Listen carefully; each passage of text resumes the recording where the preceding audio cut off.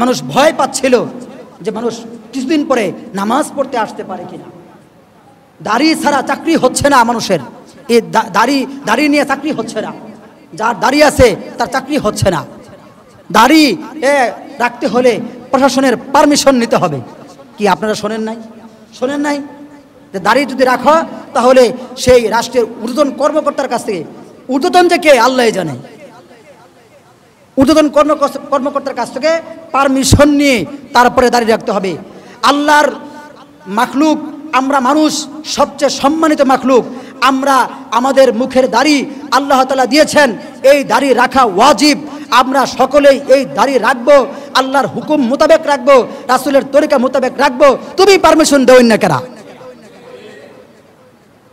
এই কথা তো তখন কেউ বলে নাই। যে পুলিশদের মধ্য থেকে তো প্রতিবাদ করতে পারতো, বিভিন্ন বাহিনী এবং সরকারি চাকরিজীবী যারা আছে তারা তো প্রতিবাদ করতে পারতো যে আপনার এই বিধান মানি না, আমরা আমাদের যার ইচ্ছা হয় আমরা দাড়ি অবশ্যই রাখবো, ঠিক আছে, যে রাখবে না তাকে আমরা জোর জবরদস্তি করব না, কিন্তু যার ইচ্ছা হয় তারা আমরা অবশ্যই দাড়ি রাখবো। এই কথা তো ওই সময় কেউ বলে নাই।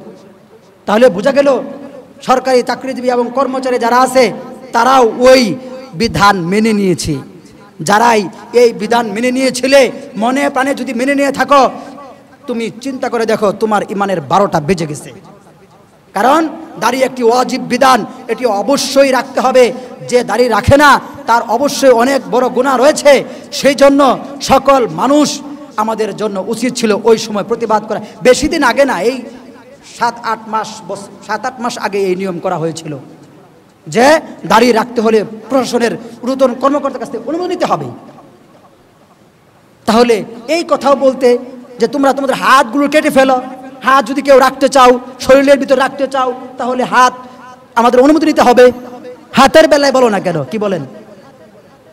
এই যে 2 হাত আছে, এটা বলতা তোমাদের হাতও কেটে ফেলতে হবে, এটা তো বলো নাই।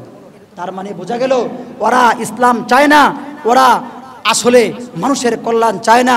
ওরা বলে আমরা ধর্মের কথা বলি, এই কথা শুধু ওদের মুখের বুলি ছিল, কিন্তু ওরা সারা জীবন ধর্মের বিপক্ষে অবস্থান নিছে।